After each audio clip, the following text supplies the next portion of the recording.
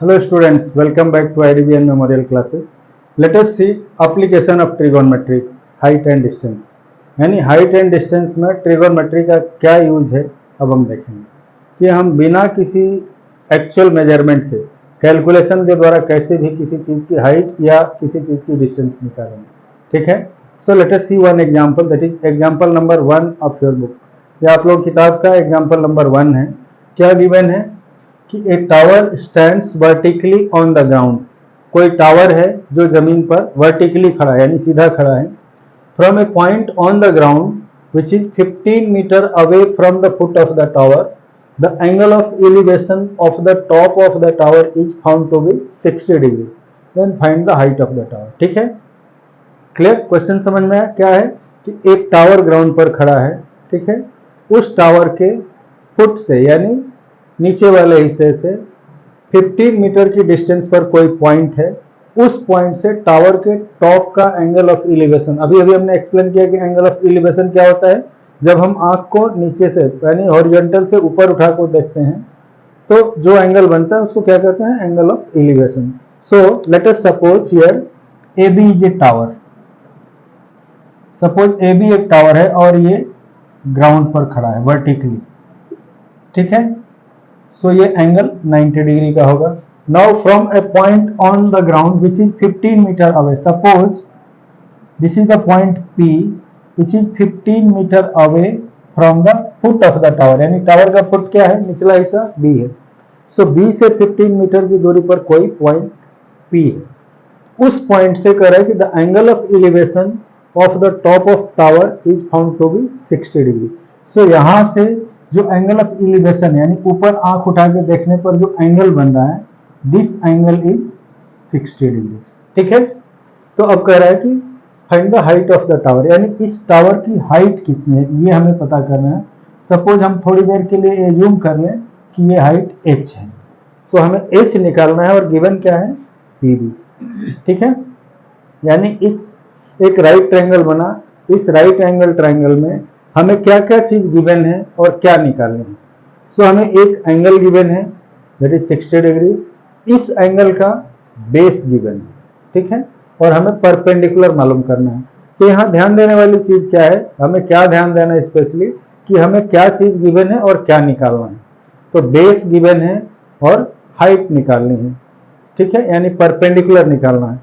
So perpendicular और base में कौन सी ट्रिगोनोमेट्रिक रेशियो हमें डिफाइन है. Just remember, perpendicular by base क्या होता है, टेंजेंट ऑफ कोई भी एंगल, गिवन एंगल का टेंजेंट होता है. सो यहाँ गिवन एंगल क्या है, 60 डिग्री. सो tan 60 डिग्री क्या होगा, perpendicular AB by base BP.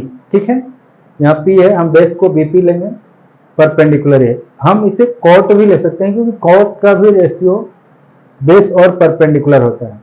So base और परपेंडिकुलर का रेशियो कॉट होता है. इसको हम कॉट लेकर के भी इस वैल्यू को निकाल सकते हैं, बट प्रेफरेबली यदि साइन कॉस और टेन में से कोई वैल्यू मिलेगी तो हम उसी को लेंगे क्योंकि उनकी ट्रिगोनोमेट्रिक जो वैल्यूज हैं स्पेसिफिक एंगल के लिए वो हमें नोन है साइन कॉस टेन के लिए. ठीक है, सो अब हम क्या करेंगे, नाउ यहाँ स्टेटमेंट कैसे लिखेंगे, let AB is the tower. ठीक है, now P is a point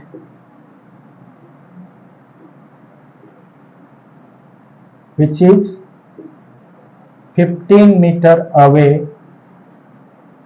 from the foot B of tower AB. ठीक है, P is a point, P एक ऐसा पॉइंट है which is 15 मीटर अवे, जो 15 मीटर की दूरी पर है. कहां से, टावर का जो फुट है B से 15 मीटर की दूरी पर point P.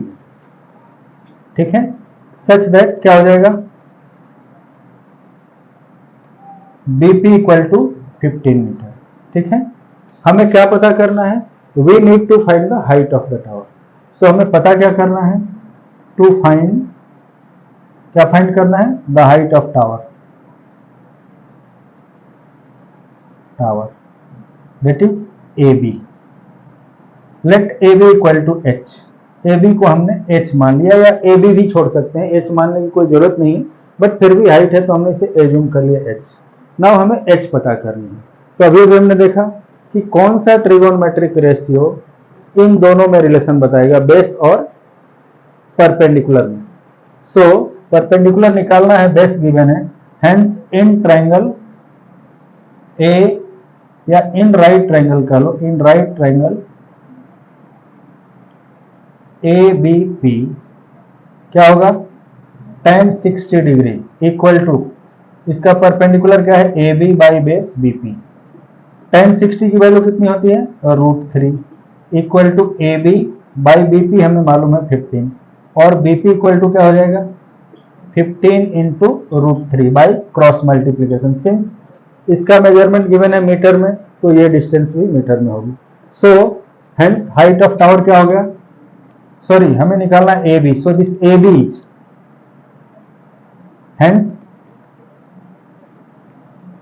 height of tower AB equal to 15√3 metre. ठीक है, ये वैल्यू हम यहीं तक निकाल के छोड़ दे रहे हैं, बुक में यहीं दिया हुआ है, लेकिन यदि फर्दर कैलकुलेट करना हो तो √3 की वैल्यू कितनी होती है, सिंस √3 इक्वल टू 1.732 होता है।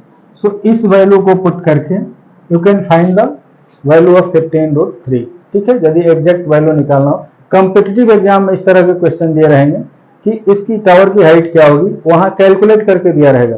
सो unless you remember this value you won't be able to solve this question. ठीक है, इस बुक में तुम्हारे एग्जाम्स में, स्कूल एग्जाम या बोर्ड एग्जाम में इतने तक छोड़ सकते हो, बट कॉम्पिटिटिव एग्जाम के लिए यदि ये गिवन हो 4 ऑप्शन, उसमें एक ऑप्शन ये 1.732 से मल्टीप्लाई करके गिवन हो, तो ये कैसे निकालोगे, 15 2 जा 30, 15 3 जा 45 और 3 48, ठीक है, कैरी 4, 15 7 जा 105 और 4 कितना हो जाएगा 105 और 4 109, कैरी 10 हो गया, 15 1 जा 15 और 10 25। So this will be approximately 25.980। क्यों अप्रोक्सीमेटली हम कह रहे हैं, क्योंकि इसकी वैल्यू जो होती है √3 की वो अप्रोक्सीमेट वैल्यू है, क्योंकि √3 इरेशनल नंबर है, तो ये 3 डिजिट के बाद ही एंड नहीं होगा, ये अप टू इन्फिनिटी जाएगा, अनलिमिटेड है। ठीक है, सो ये वैल्यू अप्रोक्सीमेट वैल्यू है, ऐसा समझ में। तो कॉम्पिटिटिव एग्जाम में मोस्टली ये क्वेश्चन दिया रहेगा, ये आंसर दिया रहेगा। So unless you know this solve नहीं कर पाओगे, इसलिए चीज भी साथ साथ सीखते चलो। ठीक है, ओके, नोट डाउन, मिलते हैं अगले एग्जाम्पल के साथ। Thank you.